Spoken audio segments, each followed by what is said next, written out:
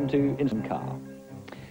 He was a man of penetrating intelligence, ambition and determination. He was also absolutely ruthless.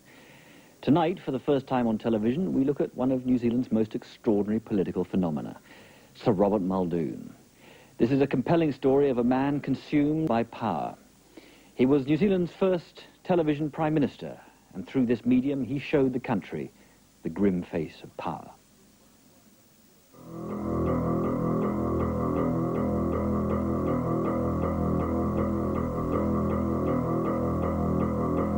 That doesn't give him much time to run up to an election, Prime Minister. Doesn't give my opponents much time to run up to an election, does it? When a drunken Robert Muldoon called a snap election one evening in June 1984, he ordered his own ruin. Well, the public will finally decide. They did decide, and in so doing ended a political tragedy, because Robert Muldoon had the courage and political genius to be our greatest leader. But a dark flaw in his soul showed us the grim face of power. Let us make our personal thanksgiving to God for all that Robert has meant to us. When he was buried in the winter of '92, the nation Robert Muldoon had led for 9 years was awkward in its mourning. A Māori gang gave a haka, recognising some primal affinity for the punchy outsider he'd been. But the rest of us had mixed feelings. Some were sad, others were not. And some, including people close to him, were in pursuit of absolute power, almost brought the country to its knees, and power destroyed him. After all, we're all human. Why should we fight and destroy us?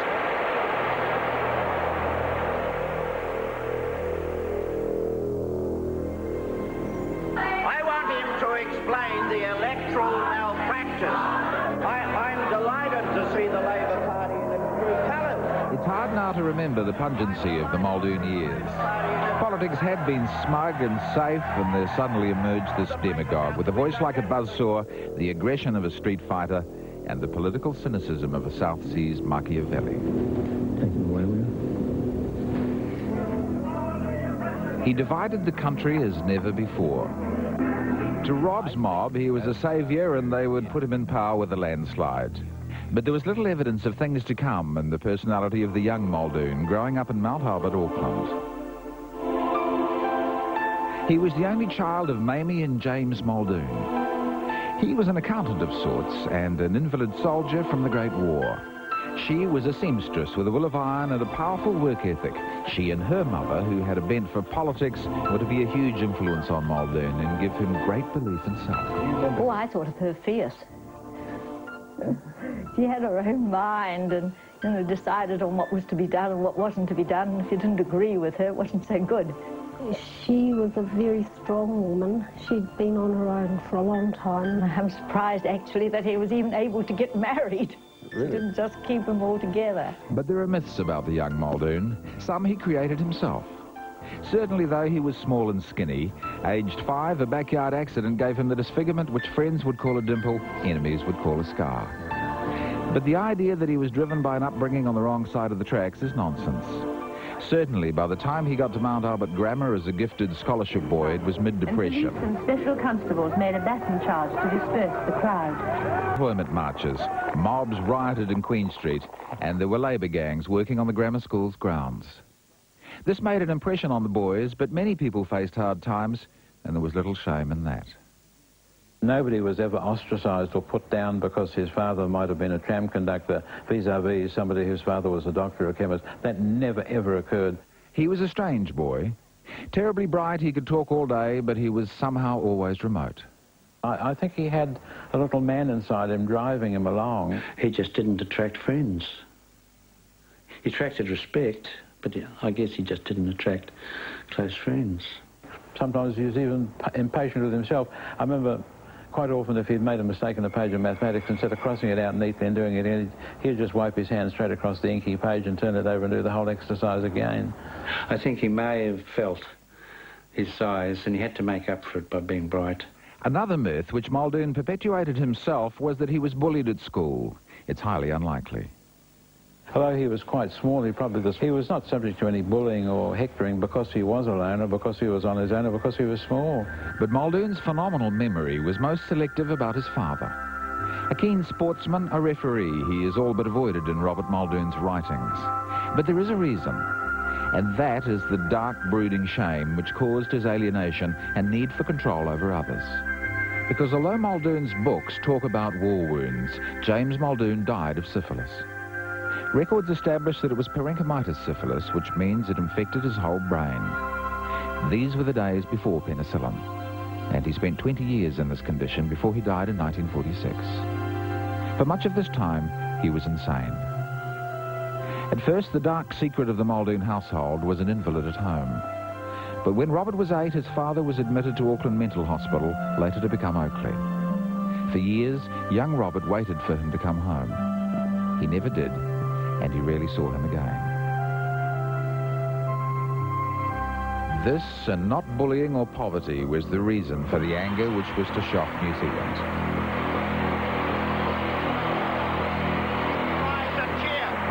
Strong females in his early life gave him great self-belief. Missing was the father, and later this brilliant but colourless boy would build his own masculine identity as a conscious act. But he would always be too shy, sentimental schoolboy, and ruthless power seeker. Much to the annoyance of the newly created state of Yugoslavia. However, the colourless grammar boy would have to undergo an extraordinary transformation. And first he would see war and peace. He left school at 15 in 1936 with UE, not surprising since his IQ was a genius level 160. He read a lot and already liked politics, arguing with his grandmother and gaining inspiration from political heroes like Premier Dick Seddon and the local Mount Albert Labour rebel John A. Lee. At no stage did I ever break a Labour Party rule. Lee's talent for controversy would later be echoed in Robert Muldoon's pugnacious style. But he was surprisingly lacklustre when he gained work as a clerk at the Auckland Power Board. We are not entirely satisfied with your work. And he would only really be wrenched from his mother's arms by war. He enlisted in the army in 1940, aged 19, and became a sergeant in training. He had an easy war, first in the Pacific and some action in Italy in 1945, before being discharged in London in 1946.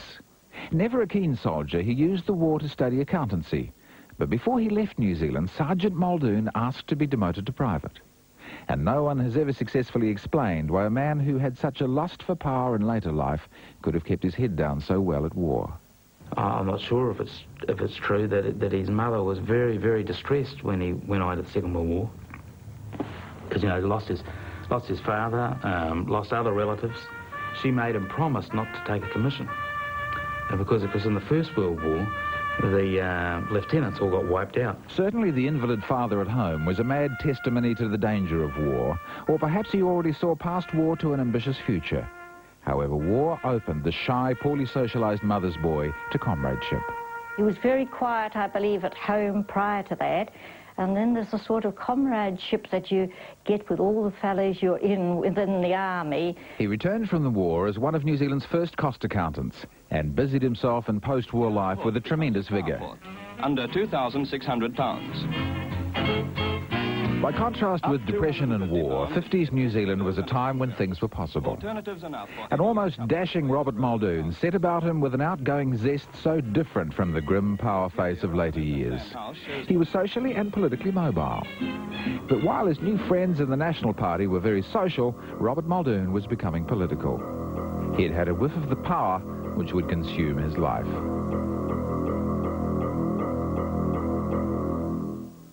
By 1949, Robert Muldoon was chairman of the Auckland Junior National Party and just in the picture as an usher at a Sid Holland rally.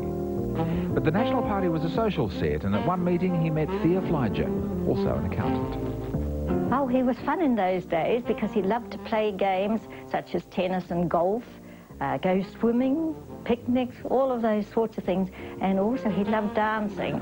But he was keener on the political aspects of it, more so than most of us. His interest in politics was quickening fast. So was his interest in Thea. In 1951 they married. Now a successful accountant, Muldoon threw himself with a young father's determination into home and family.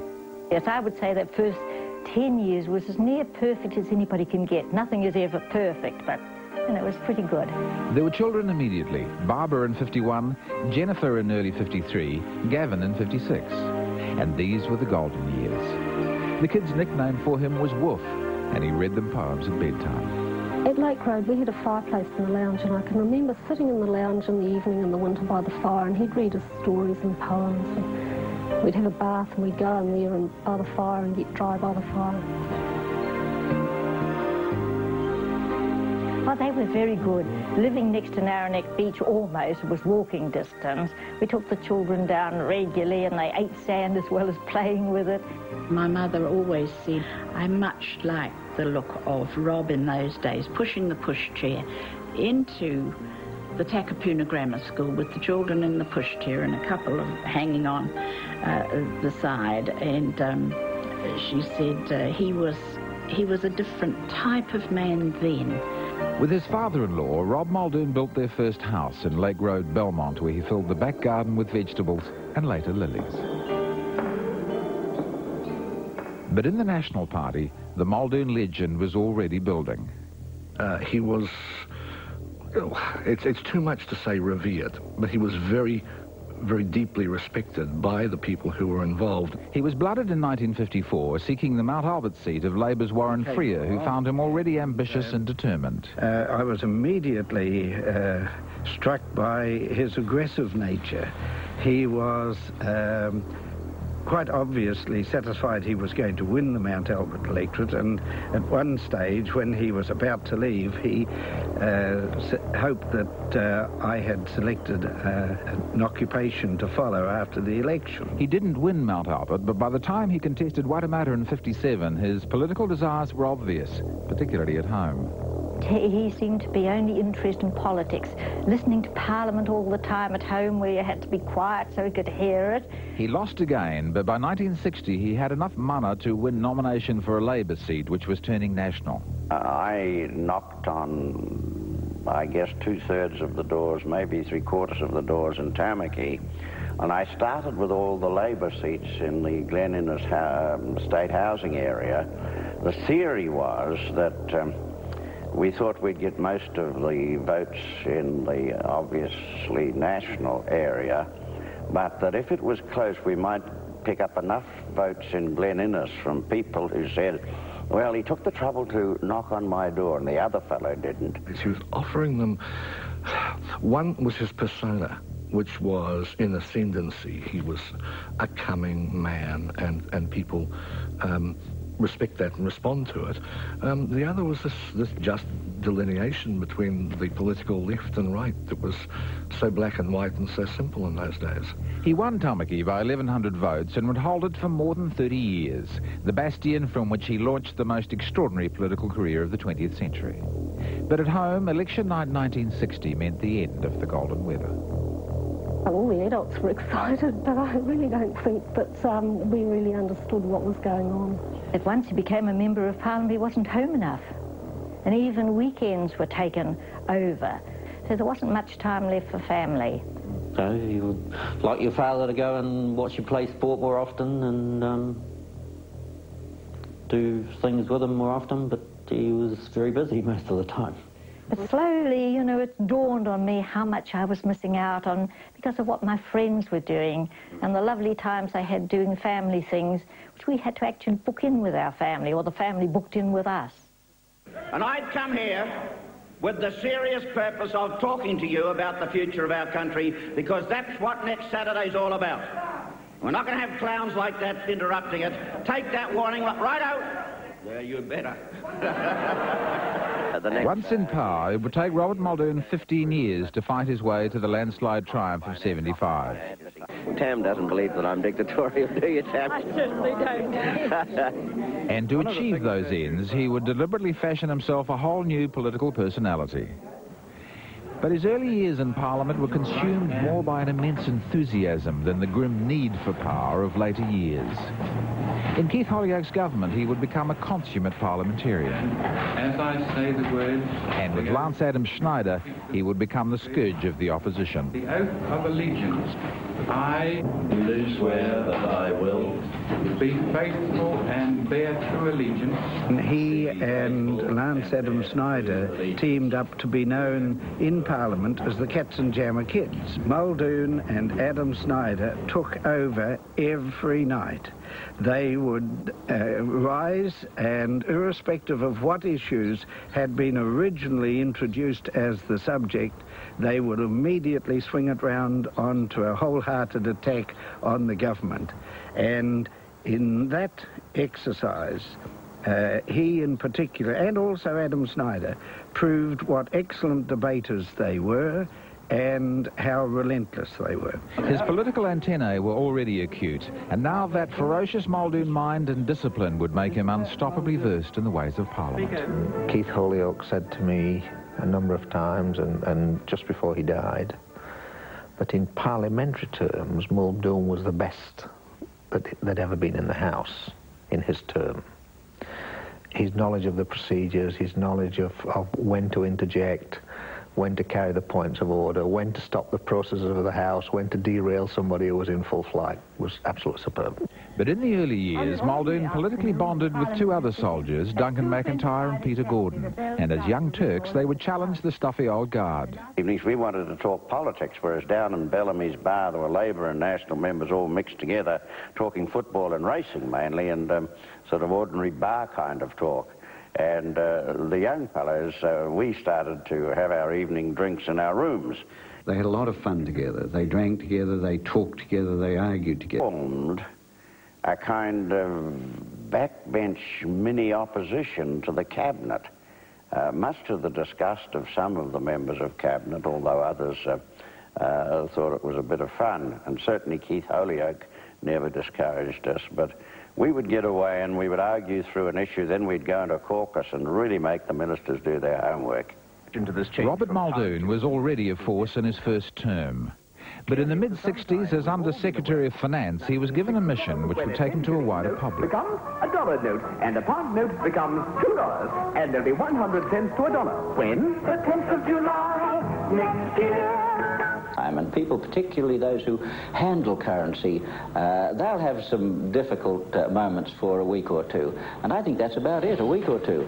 There was controversy over the designs. That great brain had absolutely no creative instinct, and typically he thought people were concerned only with the value of the coins. He told everybody they should be perfectly happy with the designs the government had chosen, and of course people didn't like them when Holyoake had to step in and rescue him. But decimal currency was introduced successfully, and the young thruster from Tamaki was heading for Cabinet. His cost accountant brilliance and his capacity for doing his homework meant he knew more about some ministers' portfolios than they did. Muldoon admired Keith Holyoake, and Holyoake knew he was effective. Keith, on more than one occasion, told me that he'd never met a man, such a clear-thinking man, a man of such a brilliant mental recall. If he said something, you could believe it. He'd done his homework. Holyoake wasn't a man who had many close relationships with his colleague. It was sort of rare for him to take, as it were, one of his flock under his wing and nurture him, and that's what he did with Muldoon, and the feeling was mutual. Holyoake would soon give him the nod, despite mounting apprehension about Muldoon acquiring power. He gave Rob Muldoon his opportunity to be Minister of Finance in '67, and Rob took it. From that point of view, he owed Keith a lot, because the senior ministers and the caucus were wary of Rob. Finance Minister Harry Lake died, and in 1967, the cost accountant from Tamaki had his job. Since we've been having these surpluses, we haven't repaid $110 million of debt. We've repaid... Enter Robert Muldoon, Minister of Finance, the economic wizard.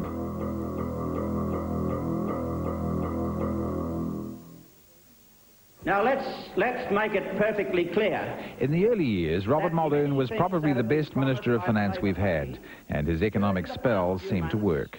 He did a tremendous service to New Zealand because of his extraordinary precision and power.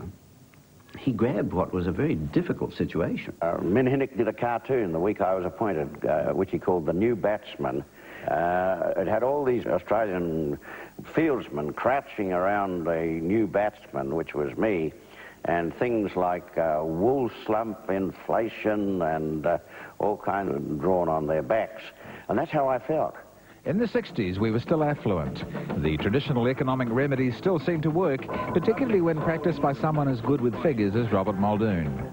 From the purely finance side, I would certainly rate him number one. Had a very sharp mind, very good grasp of the issues and the problems at that time. The cost of his promises and how he's going to finance them. Muldoon made his brilliant bush economics a daily feature of New Zealand life.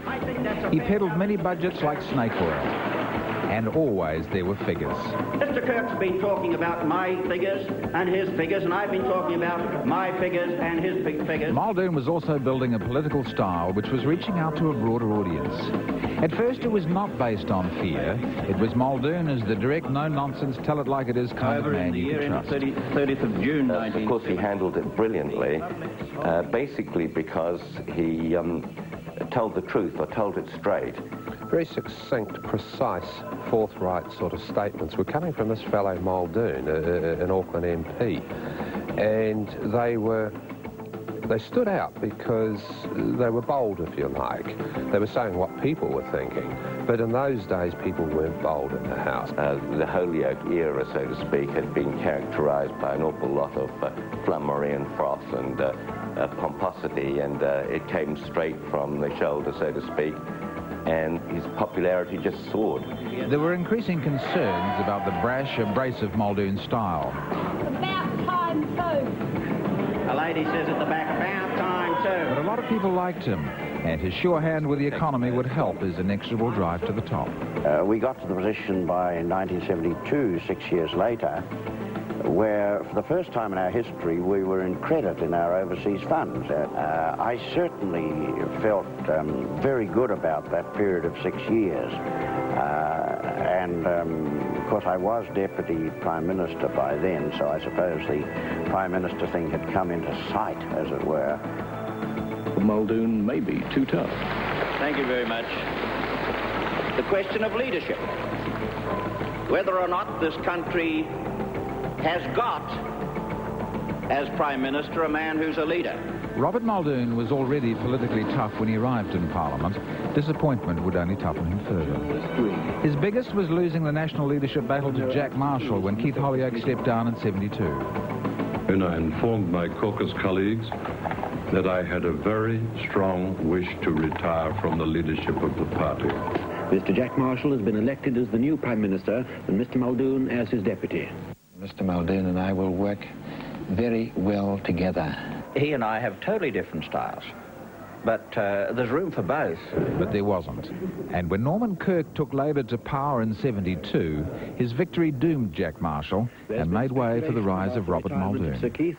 We've got a big majority, so that means that New Zealand's in for a long period of political stability. Because Prime Minister Kirk dominated the House, and only the toughie from Tamaki could handle him, as Marshall sadly realised. A more aggressive approach seems to be called for by a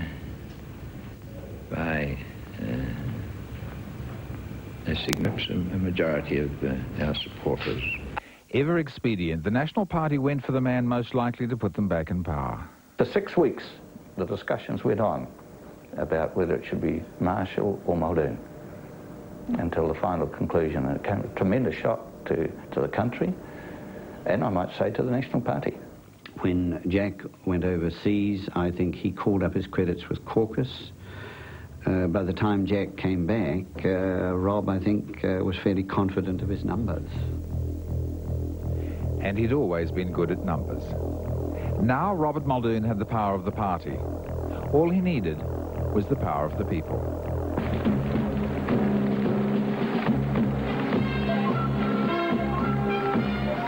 November 1974. It's not actually election year in New Zealand, but the country's opposition leader, Robert Muldoon, has decided to meet the people. As he set out on his extraordinary Meet the People campaign, Robert Muldoon showed even more the curious contradiction in his nature, which made him reach out publicly in a way he could never do personally. Please. Surrounded by people at a function, he was somehow always alone and aloof. Never would he go? But publicly, he was our most prolific political communicator, pouring forth speeches, books, talkback shows, commercials, stage shows. He was happy when he was the subject of attention and commanding attention. There is about him, in my remembrance of him anyhow, a certain sadness that there was an inability on his part to be intimate. And there had to be the pretense of distance. I sort of felt sorry for him, so I went off and said, you know, try to make small talk, but that didn't get very far, so then I sort of started to talk business, and he immediately cheered up enormously, as happy as could be, and he started to discuss work. And it was really very sad. Muldoon, to me, was always masked. He'll play against anyone, anywhere. And he won't thank any government for interfering, and this government's not going to interfere. With the mask firmly in place, Muldoon went to the public in the most remarkable barnstorming campaign since King Dick Seddon. Even before he took the leadership from Jack Marshall, Muldoon had been on his soapbox. But by early '74, with an election still almost 2 years away, he was filling halls throughout the country. So I kept on having these very frequently all over the country in the various provincial areas, invariably full halls and people overflowing outside. And we just thought, we're going to win. Then, of course, Norman Kirk died at the end of August of that year.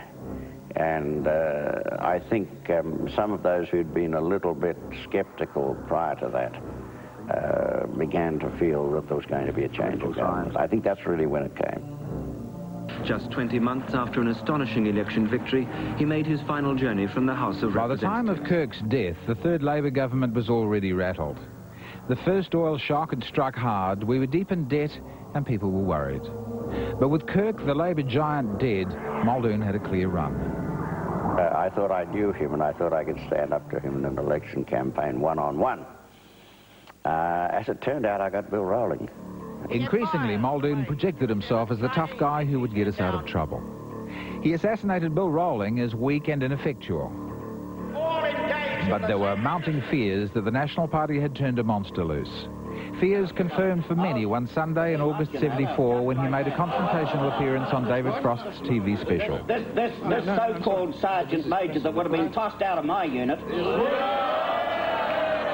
And that same night, he punched demonstrators outside the Peter Pan ballroom. And you see that wonderful shot of him punching his way through the crowds in Queen Street on a Sunday night. He's got parcel under his arm. It's a set of opera records that I presented him as the guest speaker. Back there in Parliament buildings with policies... When he first entered Parliament, he said he had too many friends and what he needed was some enemies. Soon he would be creating them daily. It was part of his plan. Politicians, you know, people are basically gutless, and he said, you watch the behaviour of most of them. They are always trying to win their enemies. Muldoon observed this behaviour, and he said, to hell with it. He said, you're never going to get their votes. Kick the hell out of them. And he did.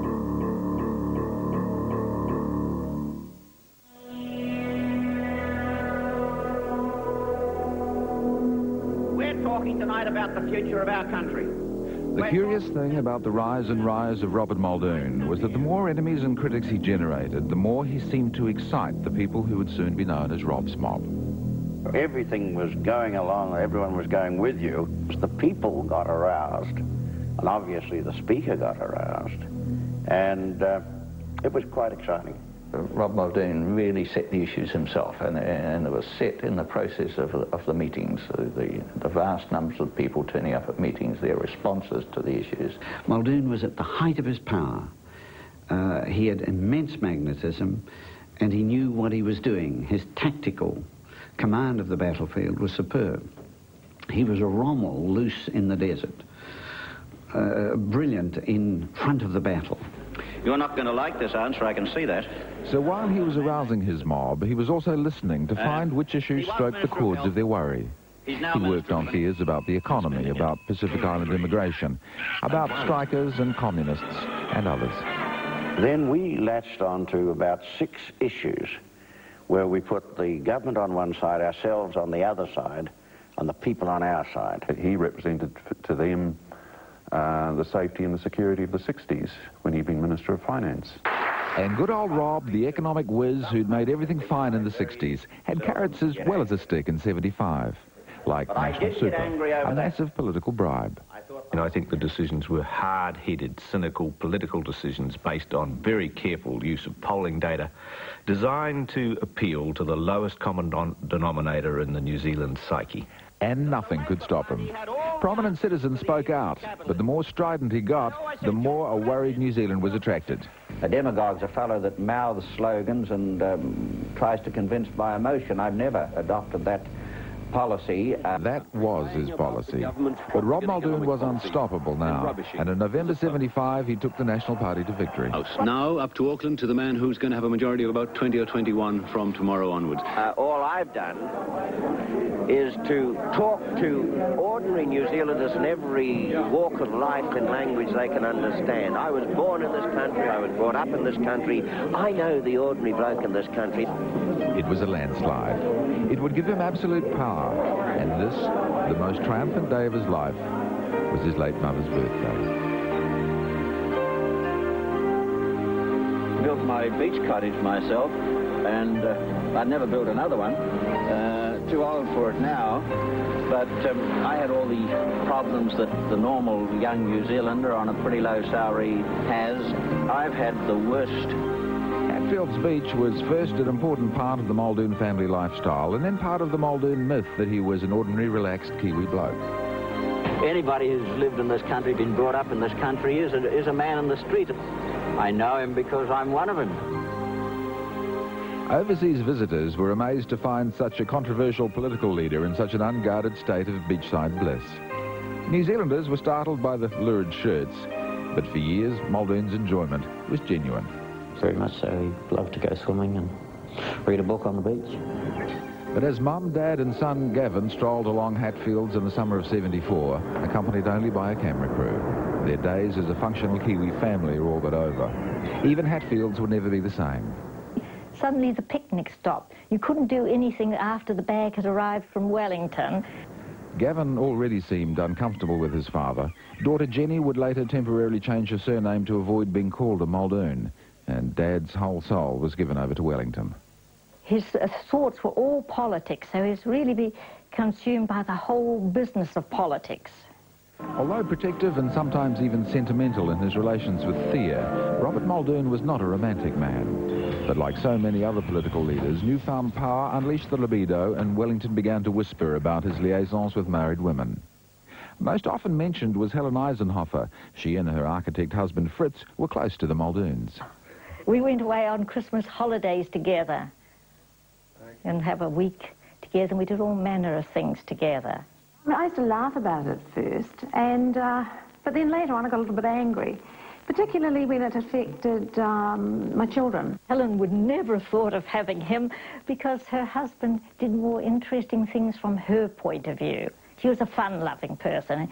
If it was asked if it was true that he was that he was divorcing me and naming Rob Muldoon as co-respondent, and you laughed at first, yeah. And then later I thought I should have just kept my mouth shut and then let them print it and then sue them. Get some money out of it. Don't think you better put that in. There was no doubt, though, that Robert Muldoon could be alarmingly direct in his sexual overtures. Drunk one night at a party at Bob Jones' house in Lower Hutt, he was direct to the point of being naked. How did people react at the party to seeing that the Prime Minister? Oh, they were shocked. I mean, I was shocked. But he was drunk, and things happen. I mean, these things aren't that peculiar to Muldoon. It was a fairly respectable cocktail party, and he went a bit rampant and ended up chasing my sister, as it transpired, around the house, and one of our captains of industry subsequently rescued him, actually. He must have been very close to death. But she was pretty irate, and they heard this sort of gurgling, and she was sitting on his head in the swimming pool trying to drown him, and came very close to doing so. Bob Jones' sister Pat doesn't remember the story quite the same way, but there's no doubt Robert Muldoon was drunk, naked and amorous.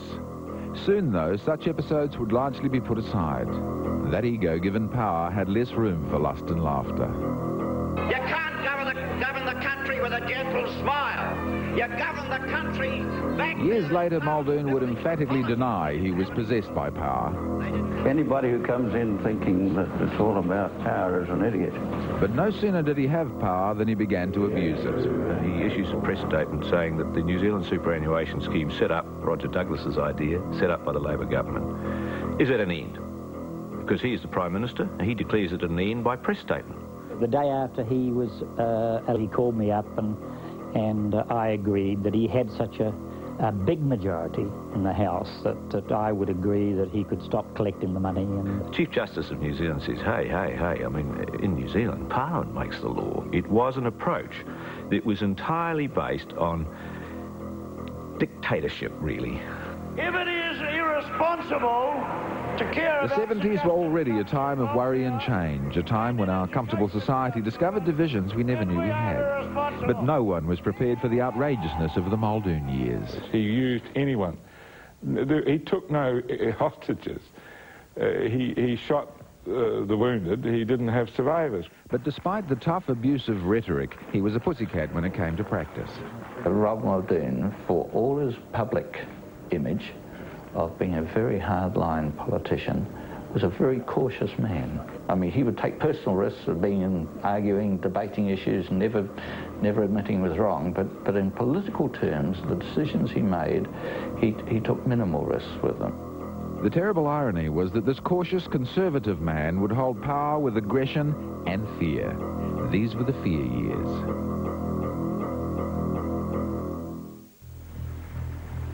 As the Muldoon years unfolded, the strange contradictions of this cautious but fearsome man began to impress themselves on our daily lives. But we will take that stand, make no mistake about it. He constantly bashed unions, but never really stood up to them. He wasn't prepared to take unnecessary risks. He placed US nuclear ships into our ports, but insulted President Carter as a peanut farmer and was locked out of the White House. He got off to a very bad start, which was entirely of his own making.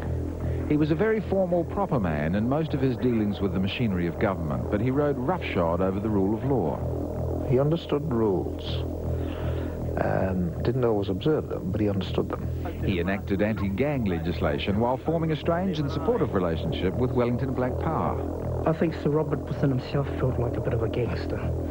He was a man of brilliance, but he surrounded himself with lesser men who were cronies rather than challengers. You know, personally, I support him, and that's it. I wouldn't be in his cabinet if I didn't. His friends were very,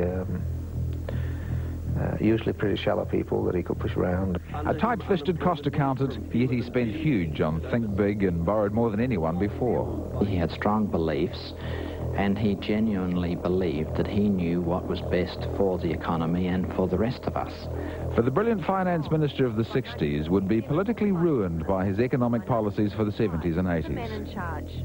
He was an arrogant, pig-headed, doctrinaire fool. And always there was fear. Robert Muldoon's childhood had flawed his brilliance with a mean need for control. For him, absolute power gave him absolute control, and the tool he used to hold it was fear. He had always generated fear and loathing from some of the New Zealand public. But what has never fully been explained is the extraordinary way he ruled with fear behind closed doors. He terrorised them, full stop. But he could go into caucus and the vote might be 50 to 1 and one would win. I've seen caucus members with tears running down their faces, not willing to move a muscle for fear that someone else would see them, but they were just facing straight ahead and they could do nothing about it.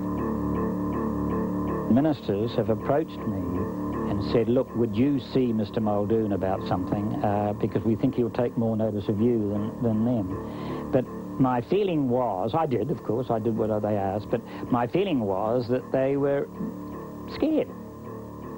There was a sort of a lingering menace in the things he said, and that could be quite frightening. I mean, there weren't too many reporters prepared to persevere in the face of that.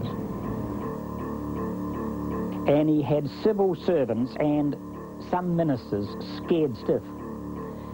And I often wonder whether this is a good way to run a country. And he could really tear people to shreds, and then he'd come back to the office and he'd laugh about it with me. He used to think it was really funny. You were dealing with a very powerful man who wanted to remain number one. Muldoon's tragedy was that by the time he gained power, his effectiveness was already in decline, although his political genius hid this for years. That, plus the tumult of those hectic times with all their controversy, and his instinct for diversion. He sort of lived, if you like, by the distraction of diversions. Part of his authority, part of his leadership was imposed as a consequence that you never knew who was going to kick next. Next, in November '76, was Colin Moyle. Don't ask me how rumours start. I was basing last night's allegation on my very clear understanding of the matter. And bear in mind, when you question it, that I'm prepared to table what's on that file. His normal ferocity supercharged by alcohol, a drunken Muldoon kicked him hard and below the belt. Goaded by Labour attacks, he counterpunched, claiming Moyle had been picked up by the police for homosexual activity. There was an uproar. Muldoon would never have done that if he had been cold sober. Because he had a great compassion for his colleagues in Parliament. But Sir Robert was a creature of habit. He used to drink on Thursday nights. Then, unfortunately, he would come down to Parliament and occasionally got involved in all the worst incidents. The Moyle affair occurred on a Thursday night. And it was all on.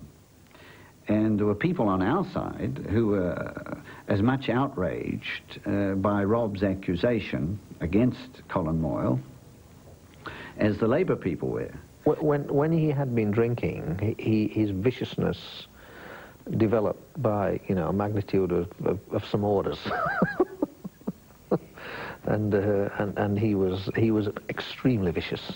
The next day, Muldoon claimed to know all about a police file which justified his accusations, and he continued the attack. He sent for that file, and I was then Deputy Commissioner. The Commissioner was on leave. So I rang the Commissioner, and he said he would come in, and we got a Crown Law Office opinion to say no. And we went up to his office with our Minister, and he wasn't very, very pleased that we wouldn't let him have that file. He never saw it. But mind you, he told people, he inferred later on he had seen it, but he never saw that file. Colin Moyle never recovered. Muldoon's own party tried vainly to curb his style, but by a delicious irony, Moyle's Mangere seat was taken by the man who would topple Muldoon. That I think anyone who indulges in this kind of conduct is damaging himself and lowering the status of Parliament. But Muldoon was out of the control of his party, and the tumult of the mid-70s continued. Industrial unrest, the abortion debate, sporting contacts, and always personal attacks and media confrontation.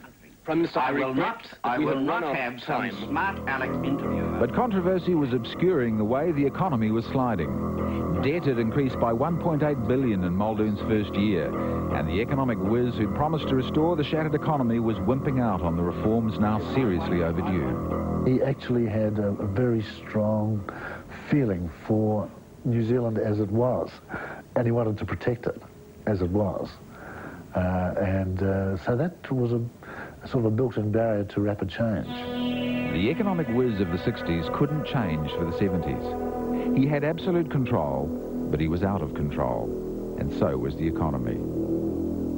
Ahead for Robert Muldoon, now addicted to absolute power, lay despair, drink, and destruction. Next Wednesday on part 2 of Muldoon, the Grim Face of Power, the events that led to the ultimate defeat of the politician and the man. It was the end of an era. One firm rule is never tell a lie. He wouldn't have accepted that he told lies. There's not going to be a change of government. We knew we were going to lose. That's next week on Inside New Zealand. Until then, good night.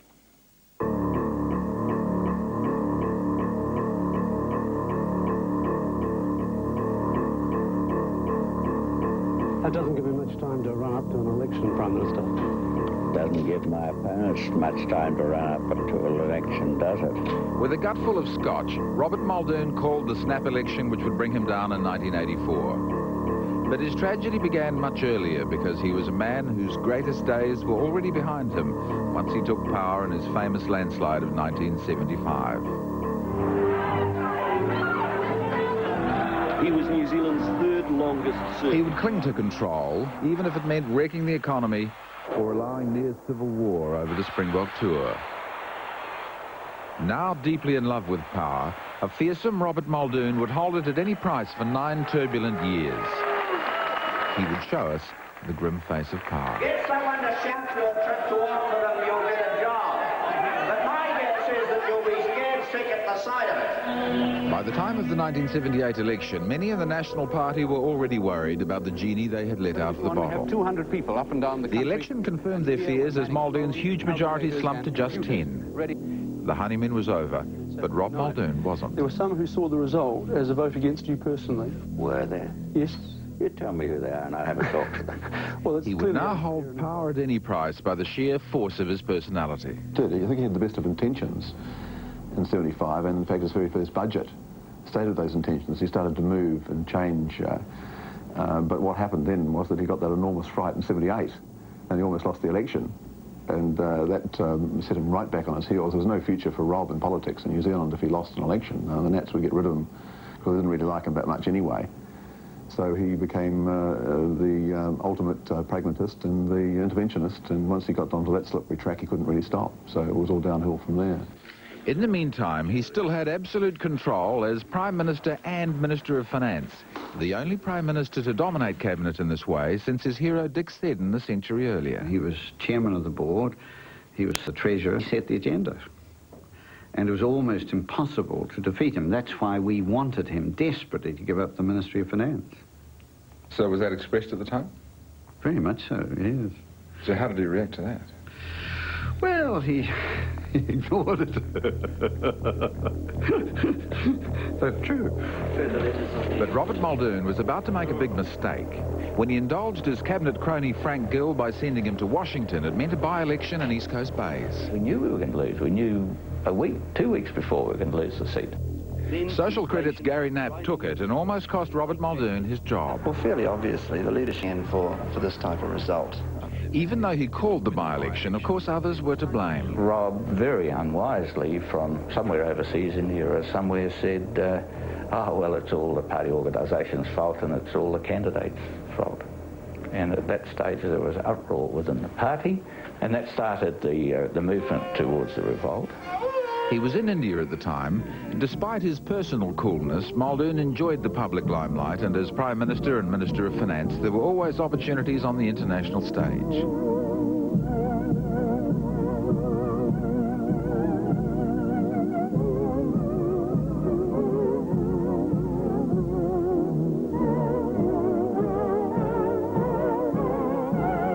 He travelled frequently, and his travels during the East Coast Bays fiasco allowed serious trouble to brew back home.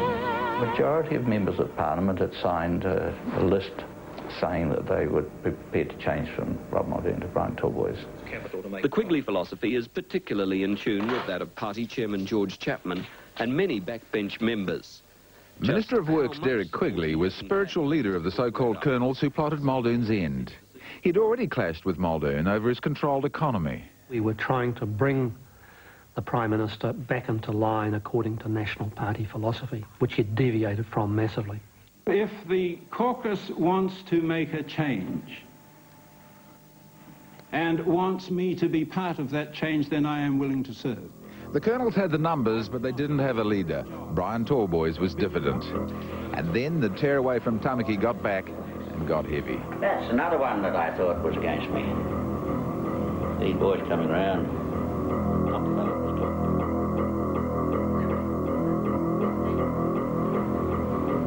No, these boys are getting the message all around the country. One by one, Muldoon leaned on the rebels as heavily as only he could, and one by one they folded. Funny business. One I can remember collapsed in the house with the pressure. Another one went away for a weekend to have a quiet time. So the pressure was absolutely intense, but it would be on a one-for-one basis. Muldoon won because he cowed the rebels who had no real leader, and because he went public and made a direct appeal to Rob's mob. Because I don't think that it should be done behind closed doors in the present situation where I've been overseas for a long time and people have been organising things in my absence. He knew what was going on, and at the end of the day I think he knew that he was going to survive, so he could be a bit rough with a few people. Those who were strongly in favour of change, once the withering eye was on them, in many instances, very quickly ran for cover and or went up to the Prime Minister to say, well, Prime Minister, really and truly, I'm very much on your side and I think you're a great bloke. The coup was crushed. Derek Quigley would resign from cabinet in '82 and then leave politics 2 years later. Robert Muldoon was still in control and heading for his next great test, the '81 election.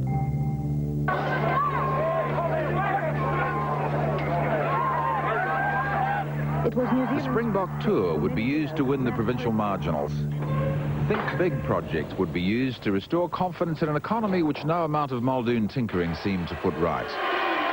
But Robert Muldoon was out of his age. He was a product of the Second World War. He was a dynamic political leader through the 60s in his own field and as leader through the 70s. But by the end of the 70s, you know, times had moved on. He was also running out of friends. The man who once boasted that he needed fewer friends and more enemies was getting his way. Every night on television, it would be led off with Muldoon more often than not, or some of his colleagues, and they were ramming somebody. They were into doctors, they were into farmers, they were into industrialists, into unionists, newspaper men. There was always somebody every night. And there was a great bitterness in New Zealand life then, and it was a very ugly thing. Ladies and gentlemen, the Prime Minister and Mrs. Muldoon. '81 election, the ranks of Muldoon's political friends were shrinking too. Increasingly he relied on the old caucus friendships of his early days. Simply because they'd done political spade work for him in the caucus. As a result, he surrounded himself at the closest hand with ministers who were by no means as competent as some that he could have chosen. In fact, by and large, they were incompetent. Muldoon had always used relationships as a way of keeping control and by demanding absolute loyalty. He would go for the jugular. He might have to remind someone that if they wanted a lesson in loyalty, he would give them a lesson in loyalty, and they knew nothing about loyalty since the day they were born, sort of thing. He was very good at, you know, humiliating members of the caucus. But Muldoon also built a network of control throughout New Zealand by giving people jobs they wanted. He made a lot of people very vulnerable because he used patronage in a most extraordinary manner. So I would never accept anything that Muldoon offered in any shape or form. I just didn't want to know. By the 1981 election, a lot of people didn't want to know. But Robert Muldoon's machinery for control was so complete, he would still hold the power to which he was now heavily addicted.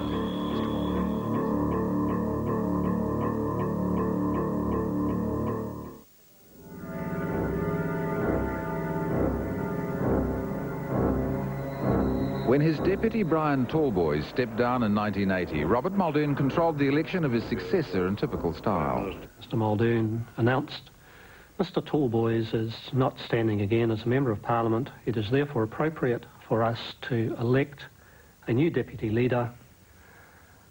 We will do that next, caucus will do that next Thursday, and the new deputy leader will be Duncan McIntyre. By now, Robert Muldoon presided over an unhappy government and stood for nothing except a need to control. But his formidable talents would still win the '81 election.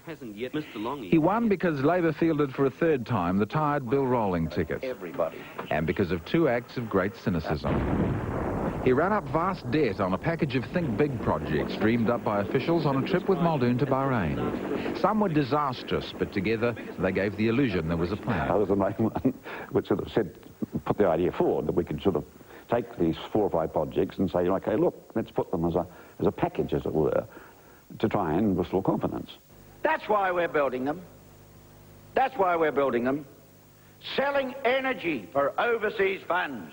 It was well sold, the whole government propaganda machine. Bill Birch was saying it's going to create 425,000 extra jobs, and which is, you know, just absurd. But people believed it. And Muldoon gambled that cultivating the Springbok tour issue and allowing the box to visit would make the difference in the provincial seats. He was right. He was still in control with a majority of 1. They promised them everything. And finally the people said, nope, we don't believe you, and there's not going to be a change of government.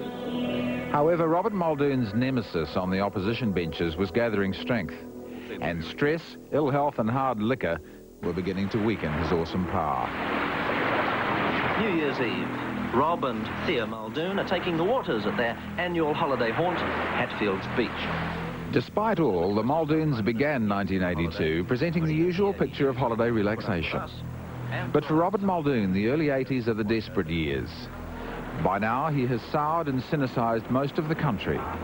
And as he prepares for his traditional State of the Economy speech at Ottawa, it is increasingly plain that the Rob Muldoon economic miracle is a disaster. To give a significant reduction in personal income tax, Muldoon economics was becoming increasingly out of step with mainstream thinking. So they were difficult times within the party. They were very difficult times for the government. They're going to be more expensive. By 82, we are 3 times further in debt than Poland, 4 times more than Brazil. There is no plan, and he is using what is left of his economic brilliance just to hold power. The following is a statement by the Prime Minister. Then on June the 2nd, 1982, Robert Muldoon took the desperate economic step which signalled his end. He now planned to control everything by regulations he announced on television. the government has passed regulations today to institute a wage and price freeze. And said to me, Mr. Galvin, I want a price and wage freeze in by Tuesday. I said to him, Prime Minister, come on, that's not the thing to do. I wrote the paper that tried to persuade him not to put the freeze on in 1982, which was a high point or perhaps a low point in my relationship with him. So I argued for 3 weeks, and 3 weeks afterwards he rang me up again on a Sunday and said, Mr. Galvin, I've heard your argument for the last 3 weeks, and I did other officials, and can I have the regulation for Tuesday? And he did. Though at a time when New Zealand was a decade overdue for liberalisation, the great controller was convinced he had to personally direct all major elements of the economy. Overnight, Muldoon regulated all rents, all wages, all dividends, all interest rates, and all prices. It was a bit like, you know, fighting with a balloon. You grabbed one bit and it popped out somewhere else, so he then tried to grab that bit and it popped out again. Outside, the world looked at it and said, New Zealand's doing what? But that's what happened. For nearly 2 years, the economy was just shrouded. Rebel Minister Derek Quigley continued to criticise Muldoon's economics and was out. I've accepted the resignation of Mr. D.F. Quigley from his cabinet posts. Increasingly isolated, increasingly stressed, he continued to hold power in his last years by sheer guts and a web of control. And always there were the bizarre Muldoon contradictions. A Tory leader who now acted like an extreme socialist. A brilliant economic tactician with no vision or strategy at all. Tough on unions, but with no answers to Marsden Point and other weeping sores of the time. Ferocious to enemies and yet capable of many small kindnesses to those who did not threaten him. Immensely rude to his senior public servants, but at the same time so proper he could never bring himself to use their first name. Only once in the whole time of our years together did he call me by my first name, and that was in China in 1976, when he was taken out to a briefing of the Gang of Four type of people, and for hours and hours and hours. And we got back to the place we were staying, was a very nice little place, and he said, Mr. Galvin, I'd like to see you a minute. I went in there and he said, for heaven's sake, Bernie, get me a drink. Have one yourself. A man who claimed he never lied. The one firm rule is never tell a lie. Yet he did lie, but could never see it. He wouldn't have accepted that he told lies. I think he was absolutely committed to his own point of view and to his own infallibility. And so he would never have acknowledged that he told a lie, just as he never acknowledged that he was wrong. Even his much vaunted loyalty to colleagues was now abandoned to hold power. With a majority of one, he couldn't afford to lose any MPs, and he was prepared to sacrifice his obviously ill friend, Keith Allen. I did talk to Muldoon about him. I said there was a need for him to do something, that I had advised Keith to follow a certain course of action. And when I talked to Muldoon about this, he said to me, listen, he said, you look after the backbench, I'll look after the ministers, you keep away from Keith Allen. Filmed by television one night, stumbling home from Parliament full of drink and medication, a tragic Keith Allen was soon dead. By 1983, the economy was frozen and failing as never before. But the seeds of Robert Muldoon's destruction were germinating. I don't regard the fact that I haven't been in a cabinet as a handicap. In February, three-time loser Bill Rolling was replaced by a now slimmer, sharper David Longy. His brilliance and good humour meant Muldoon had his first serious rival since Kirk. And at Longy's shoulder was Roger Douglas, a Labour radical whose free market policies slammed everything Finance Minister Muldoon stood for. So we're going to concentrate on the future rather than be too concerned about the past. Pep talks with Muldoon would be caught in a pincer movement between the revitalised free market Labour Party and former friends who had become disgusted by Muldoon's economics and political style. Campaign New Zealand Party leader Mr Bob Jones limbers up on the punch bag at home. This week his performance in the political ring has drawn sizable crowds. Whipped up by a charismatic Bob Jones, the New Zealand Party gathered many of National's natural supporters. And Muldoon was surrounded, desperately trying to control an economy which even he now realised was beyond his control. In fact, he told an ambassador here at the time, Ambassador, I don't know how we're going to get out of this. In other words, he'd used up all his options. There was a budget to be formed, and there's nowhere to go. These were days of despair. He would have been having tablets for blood pressure, and again, that's caused a lot by weight, plus, of course, stress. With his health failing almost as badly as the economy, he was dispirited and increasingly hitting the drink, which would shorten his life. He was totally dependent on it just to really to exist in the last year or two. I mean, I saw him early one morning once, and I thought he had Parkinson's disease, and his whole body was shaking, and he needed to steady himself, you know, so he was destroying himself, of course.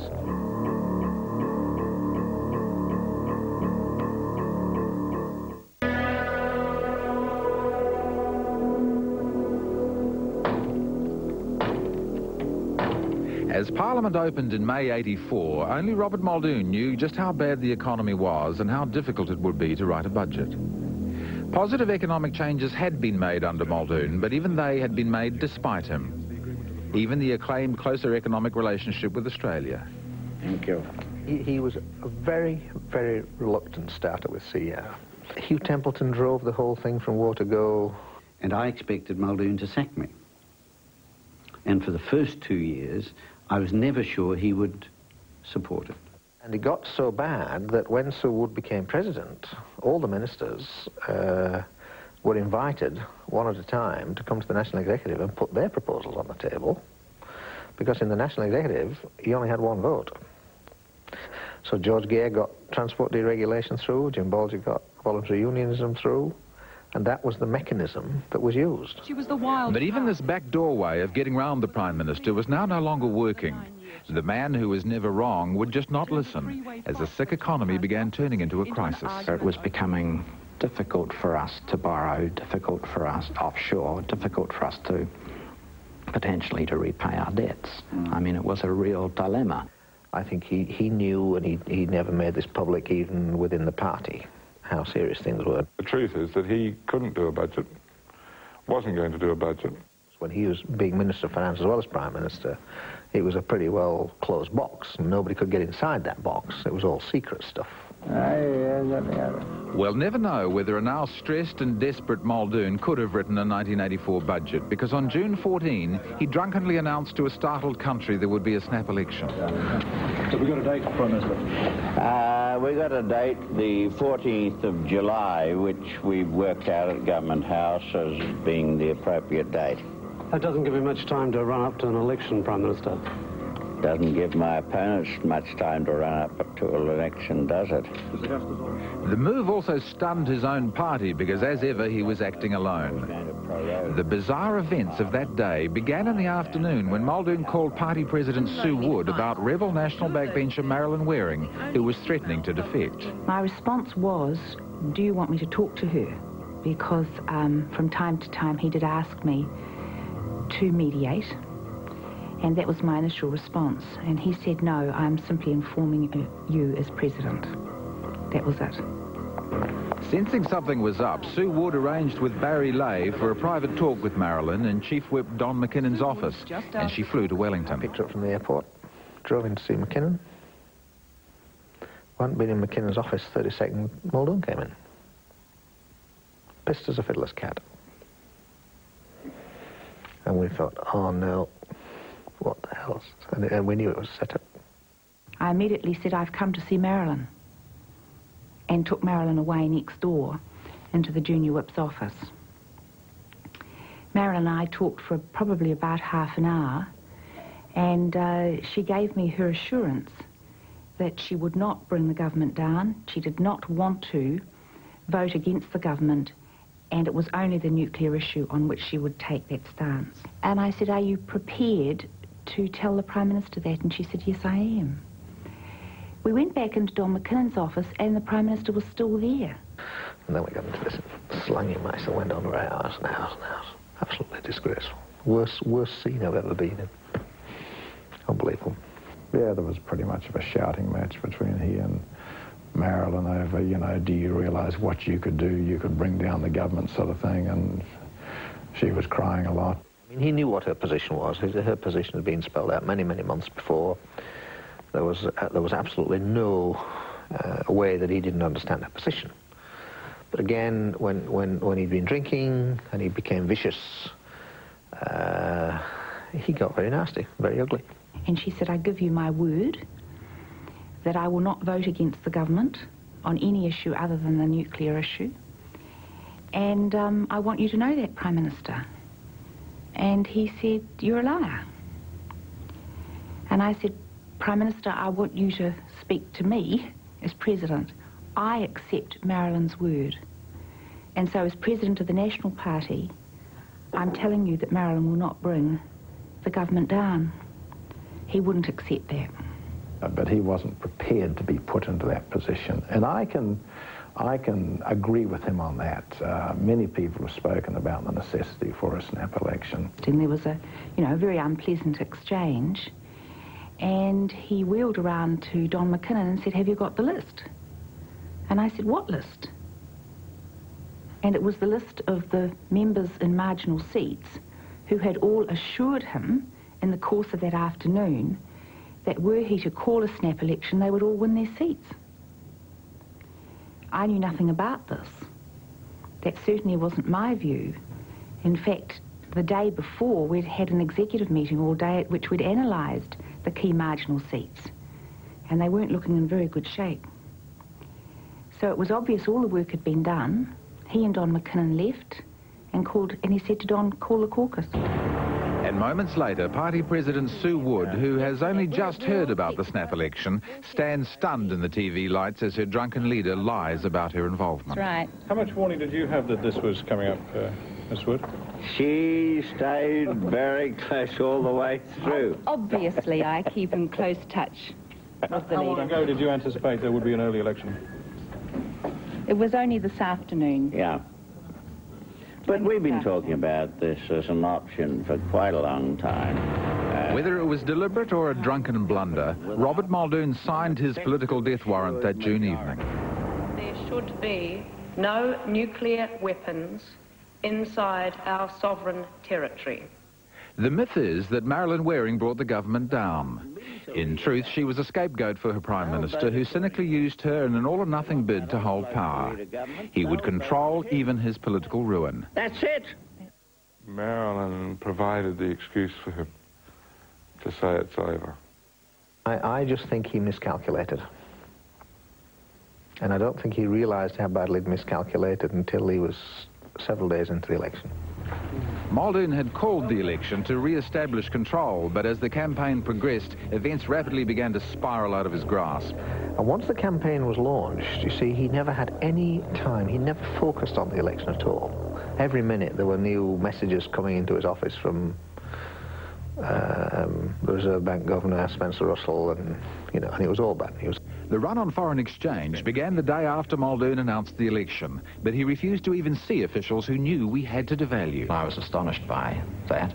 He declined to see the Treasury as well, and after several requests through his secretary, we then got some papers sent back to us late on Sunday night, and the papers had some written comments on them which declined the recommendations to devalue and agreed instead for the Reserve Bank to take the brunt of the foreign exchange crisis in the forward exchange market, which of course subsequently turned out to be enormously expensive. And I don't believe that the people of New Zealand...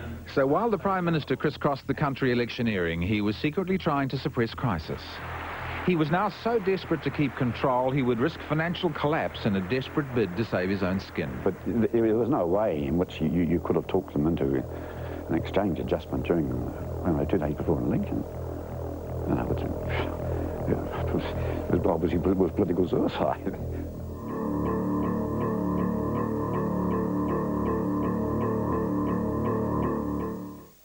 And so, as a sick, stressed Prime Minister set out on his last election battle, he was vainly trying to suppress economic crisis. I don't think we're going to lose. The bright, enthusiastic Muldoon, who entered Parliament 24 years earlier, had changed into a creature totally consumed by power. He could not think of life without it, and would do almost anything to keep it. Question on a 1ZB. He declined to see us consistently through that period, and indeed Spencer Russell, the governor of the bank, and I saw him on only one occasion to talk about the foreign exchange crisis and the monetary situation. While Russell and Dean at the Reserve Bank and Treasury officials burned with crisis, next door at Parliament, Muldoon fiddled. I think we borrowed about $1.7 billion in the space of 4 weeks, and indeed on the first weekend after the election had been announced, we put together a package of around $600 million over the telephone without documentation. During that campaign, he didn't even want to know. I think deep down he knew. One only had to be given the sort of polling that I was giving him on a daily basis. Thank you very much, Sir Robert. Robert Muldoon sounded tired. I don't think they will trust a socialist trade union party. But David Longy, after only 18 months as Labour's leader, was the one sounding like a Prime Minister. That you are the person. And if Muldoon didn't already know, he had a flash of realisation in the leaders' debate. I believe that your party has an honourable tradition, and I think that there are people in it who are prepared to be part of that recovery. Thank you. I give them, after July 15, the chance to do that. Thank you very much, Mr. I love Longy. you, Mr. Lance. I love you, Mr. Lance. And I sort of sat there and watched, and tears welled in his eyes, and eventually he sort of put his paper together, and in that terribly lonely way that he had, he walked off and went into a room, and I remember his policeman, Jock Munro, was there, but there was no one to whom he turned, no comfort, no solicitude from anyone. There was the man who rarely spoke to his staff, who was at a television studio on the most traumatic evening of his television life, probably. And into the little room off the side he went, crying. And in his moment of truth, the ruthless power seeker was once again a shy, sad little boy. Despite the tears, Robert Muldoon would still try to hide the crisis his policies had created. All he'd really done was manipulate the economy to stay in power. In '67, when he replaced Harry Lake, overseas debt was $390 million. It was $8 billion. In 1967, inflation was 4%. Under Muldoon, it reached 18%. There were just under 1,000 unemployed in '67. By 1984, there were 130,000. And under Muldoon, government expenditure climbed by a third. How do you quantify blame? He had failed, and on election night '84 at the Koei Tennis Club, New Zealand told him. We have a Prime Minister.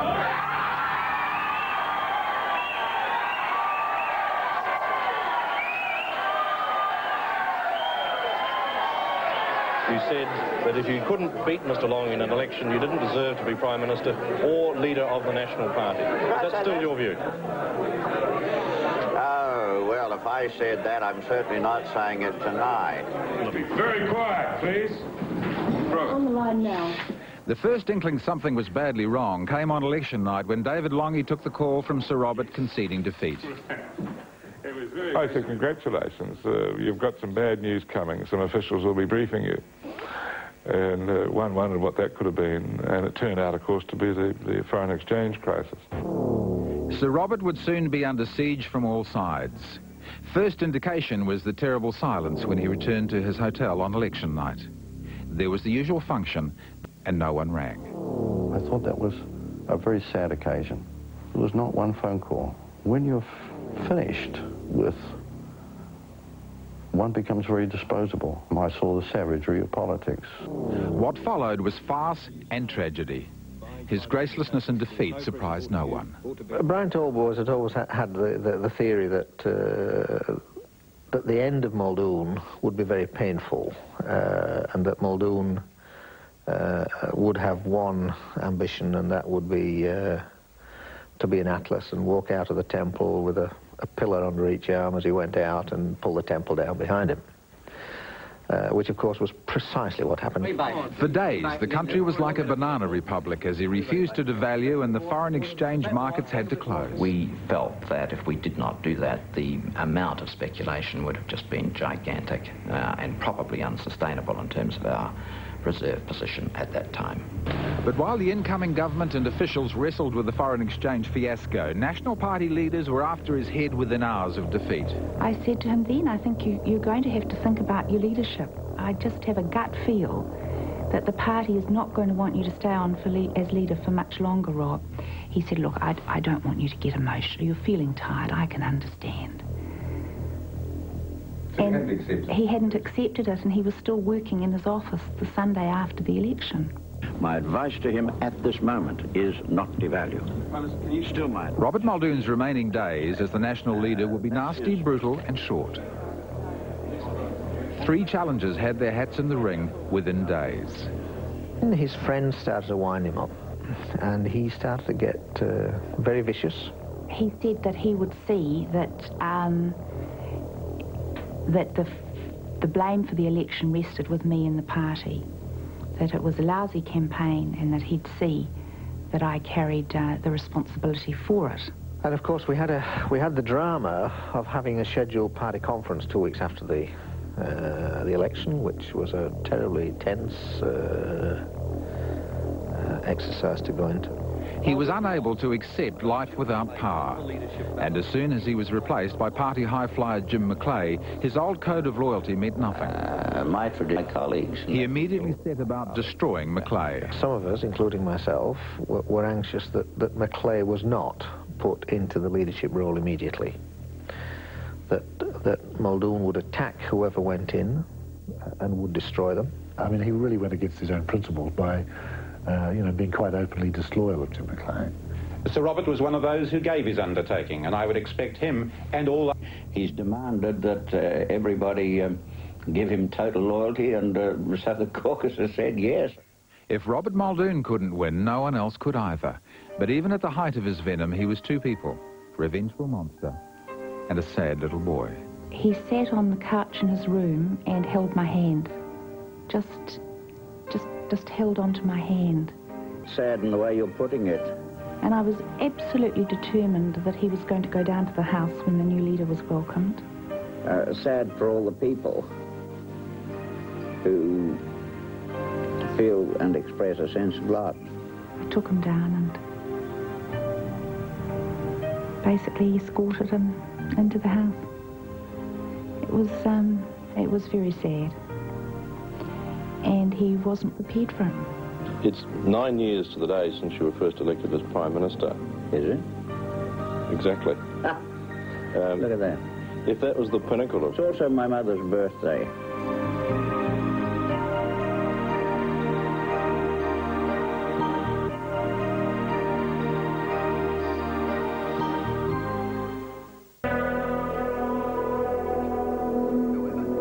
Supported by the dwindling rump of Rob's mob, Robert Muldoon kept up a running political battle, particularly with his own party.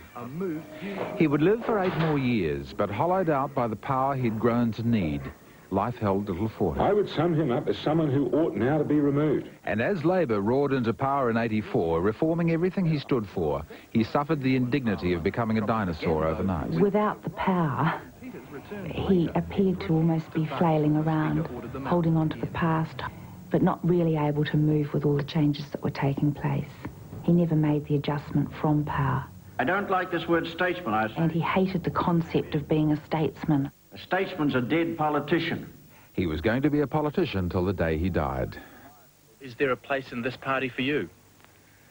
Well, if it doesn't change, there won't be a national party.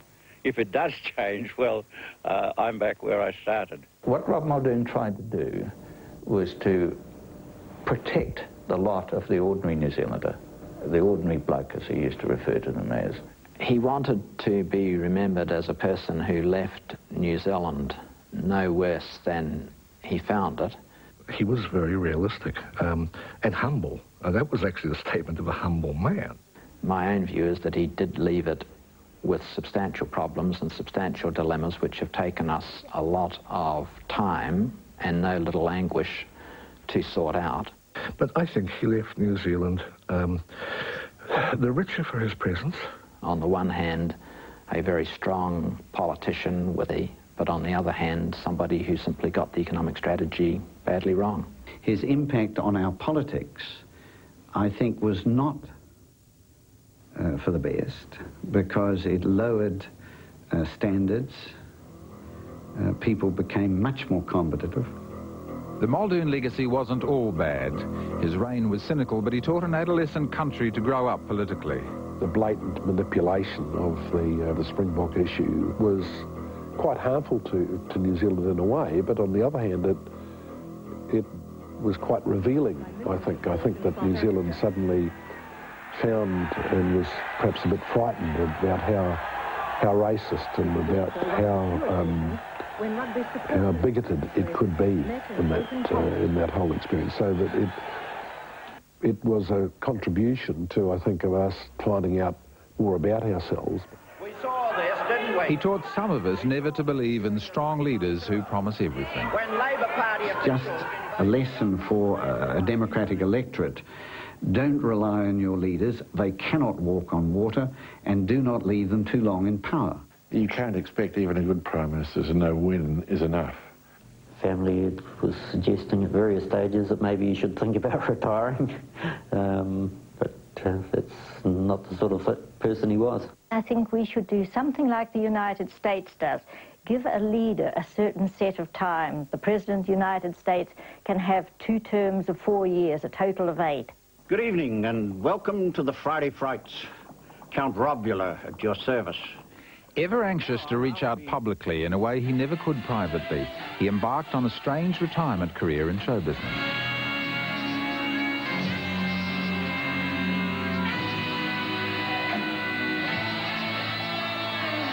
He was quite a lonely person, really, and quite a sad person. Sweet dreams. I don't think that he was able to be very warm, but I think that he was quite desperate to be liked. The law's hardly drafted before it's in the House, and they're... He continued to talk to Rob's mob on his own radio show, Lilies and Other Things, and won 2 awards. You couldn't even talk about gardening without sort of ripping someone's guts out. Radio Pacific was the one thing that he really enjoyed. Blood and guts coming through your headset while you can actually sort of look at your flowers going. In 1988, he had surgery for bowel cancer. In 1989, he had a heart valve replaced. Within minutes of leaving hospital, Sir Robert was firing salvos at the government. He was a terrible patient. He was discourteous to the nurses. Luckily, Barbara, his daughter, who was on the floor above, and a specialist in heart problems, would come down. He was very ill, and it was a very frightening thing for him, and a very concerning thing for the rest of the family. But I used to have to speak to Sir Robert very firmly now and then, because he wouldn't have a shave of a morning. He wouldn't do as the nurses told him. He certainly didn't enjoy being in hospital. As he watched Keith Holyoake's statue unveiled 3 months later, Robert Muldoon had no illusions about how he would be remembered. They won't put up a statue to me. No, nobody's got that sense of humour. A year after National regained power, he was tired, dissatisfied with his backbench role, and angry with the new government. And I think towards the end, when he realised that the next generation of bright young people, the Richardsons, the Uptons, were now calling the shots and were actually burying everything that he ever believed in and gone, that really was the last straw for him. I came here to help people, not to hurt people.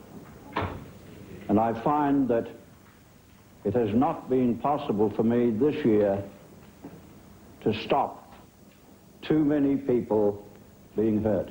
In November 1991, he finally announced his retirement. There was a lady walking down the pavement, and as we passed, she stopped. She said, "I know you, don't I?" I said, "My name's Muldoon."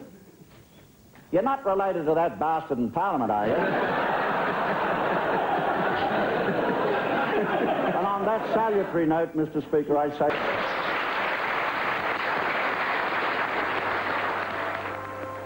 Then it was time for more personal farewells to the man who dominated New Zealand politics for so long.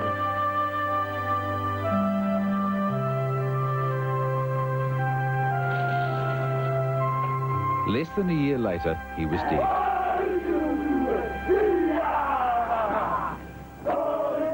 And as he was laid to rest on the 7th of August 1992, there was relief among those who'd been close to him. Well, I sometimes remember the good things, and sometimes I think, well, I'm lucky that he didn't end up an invalid. I felt a bit of relief. I felt that he had been extraordinarily demanding on his own family, and life had been pretty rugged, I believe, for all of them in his family.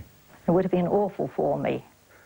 I couldn't have coped. And I know so many other women who have had husbands who've ended up invalids for about 5 years. I couldn't have coped with that. I think he knew he was going to die, and I think he was ready to die. And all around it was a relief. A long time back, Simmons and I had made a pact that one of us would make sure that we went to the funeral, and we would make sure that he was well and truly 6 foot under. And it fell on me to be there, so I was at the funeral. Sadly unmourned by many New Zealanders, Robert Muldoon died a tragic figure. He promised us everything, but simply showed us the grim face of power. Well, I guess one always thinks when you first marry that eventually you will get old, but you will spend time together doing things that you used to do when there were just 2 of you before children, and that was never going to be. And I think that was the sadness of it. It's the Greek hubris. It makes you arrogant. All else becomes indifferent. Friendships, relationships, objectives. But the thing that will always, I think, live with me, we'd gone a long Tamaki Drive, and there were knots of people all the way around the route.